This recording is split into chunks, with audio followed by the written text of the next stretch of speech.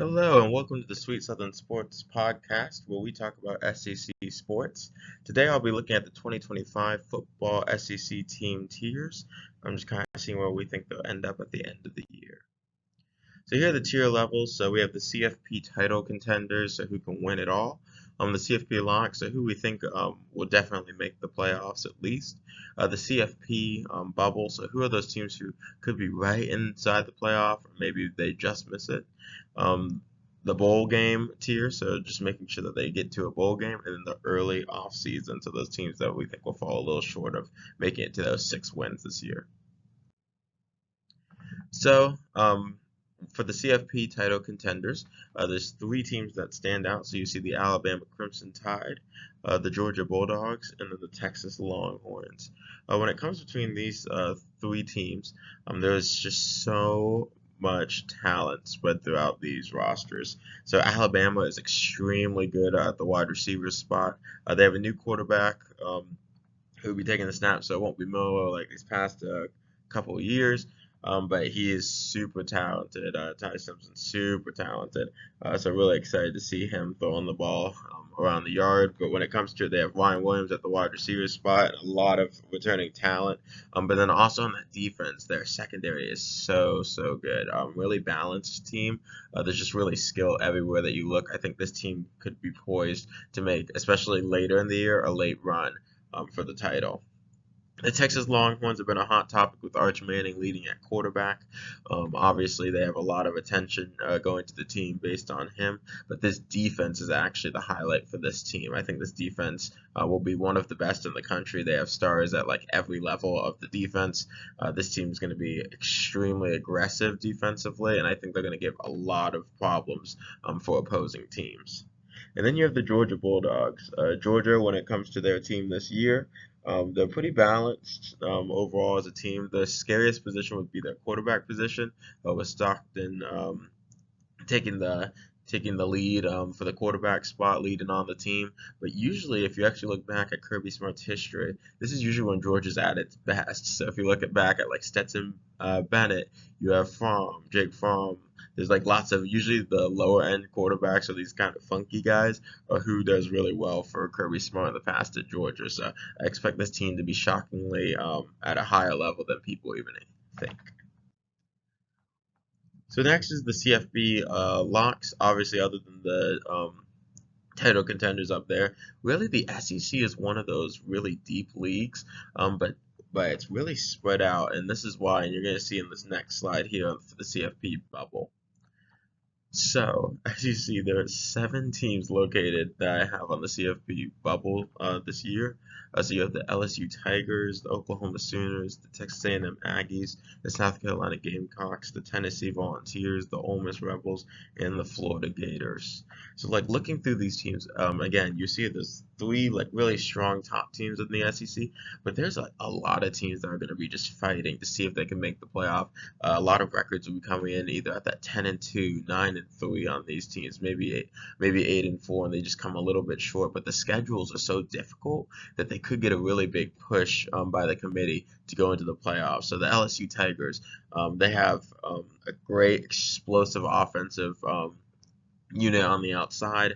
Obviously, they have Nussmeier back at quarterback, so they have just a lot of potential where they could really explode this year. But for me, they also have a really tough schedule. They start with at Clemson, they have at Alabama, they play South Carolina, they have at Oklahoma. They just have a lot of. They have Florida at home. They just have a lot of tough games to play, which I think puts them in this bubble tier where you don't really know how much like will they step up early to the plate. The Oklahoma Sooners are coming off a really tough year, but they have John Mateer now at quarterback, and he also has his offensive coordinator coming from Washington State. This team could be extremely explosive offensively, and then hopefully the defense stays as good as last year. So they really struggled offensively last year with Jackson Arnold at QB, who's now at Auburn, but the defense was exceptionally good. So the hope is that we can see that this Oklahoma Sooners team really steps up and can make more plays this year and find themselves looking either just outside or maybe just inside of the playoff. They do have really good matchups with their really tough schedule this year. They play Michigan, they play LSU, They play Tennessee on the road. They play Texas this year. They play again. There's just so many games that they have, so it's a really good chance that they could be in the playoffs this year. The Texas A&M Aggies are another team that's right on that bubble, either looking right in or just right outside of the playoff. Texas A&M, they're going to have a really physical team. Their defense returns a lot of starters, so I think they're going to be really good defensively. But it's really going to come down to the run game. Mike Elko really loves to run the football.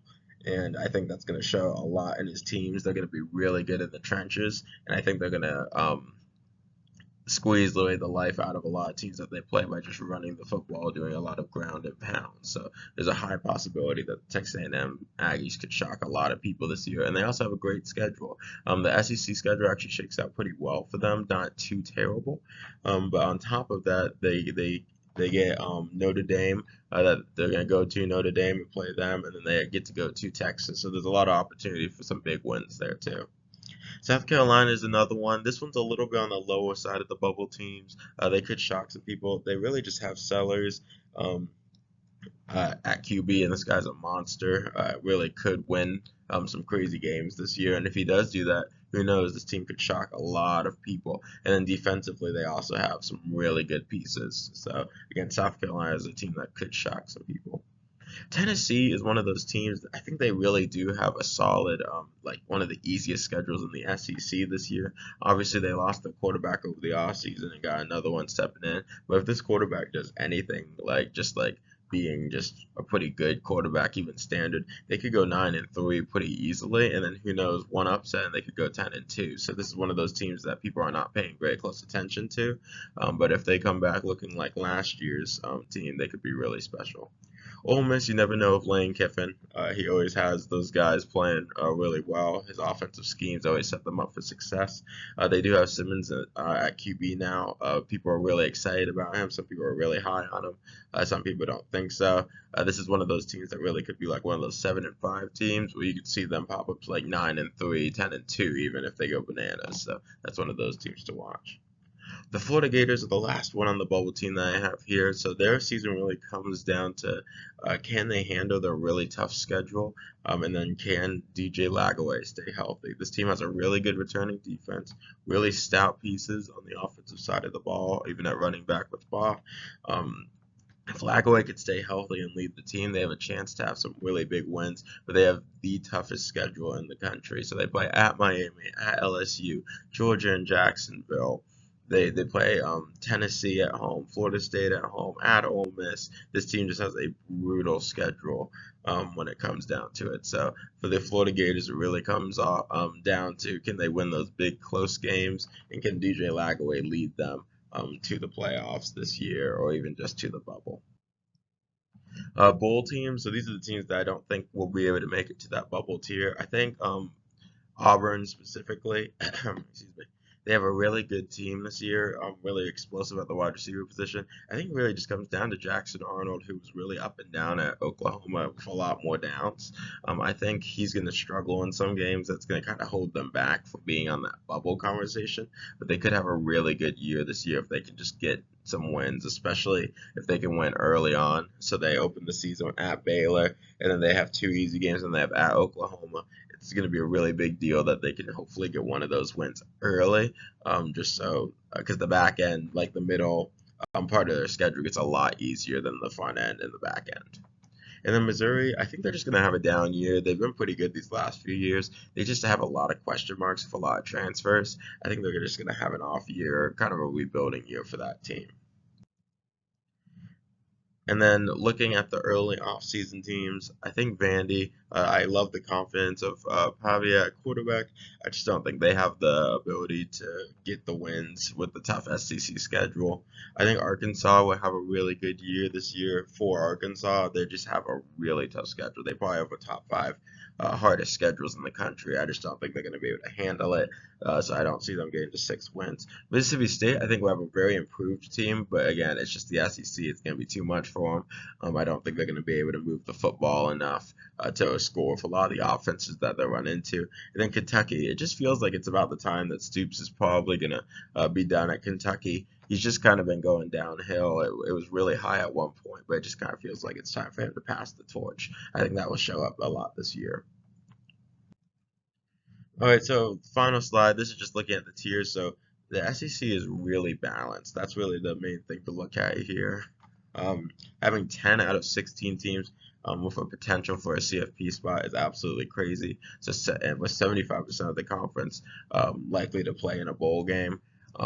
So again, when it comes to it, when they say like the SEC is one of the deepest conferences and like one of the best conferences, a lot of the Big Ten teams are going, oh, like it's totally the Big Ten because they've won the last championships. The Big Ten's extremely top heavy. The SEC is the deepest conference by far in the country. And it's really just based on there's so many teams that like every single week you have to bring your A game in the conference because any team can beat you. So it just puts a lot of pressure on teams where there's no rest weeks. There's a lot of really tough games that they see. So again, those are the tiers. So this is looking back at our recap. Again, so you have Alabama, Texas, and Georgia leading the way. I'm in that top tier for winning a title. Then you have Oklahoma, LSU, Texas A&M, Florida, Ole Miss, Tennessee, South Carolina, all kind of in that spot of they should be able to be on the bubble. And then you have Auburn and Missouri making a bowl game, and then the rest of the teams, which is Arkansas, Vanderbilt, Kentucky, and Mississippi State, are probably missing out and having an early off season this year. All right, well, thank you for watching this video. Please like and subscribe and look for more content in the future.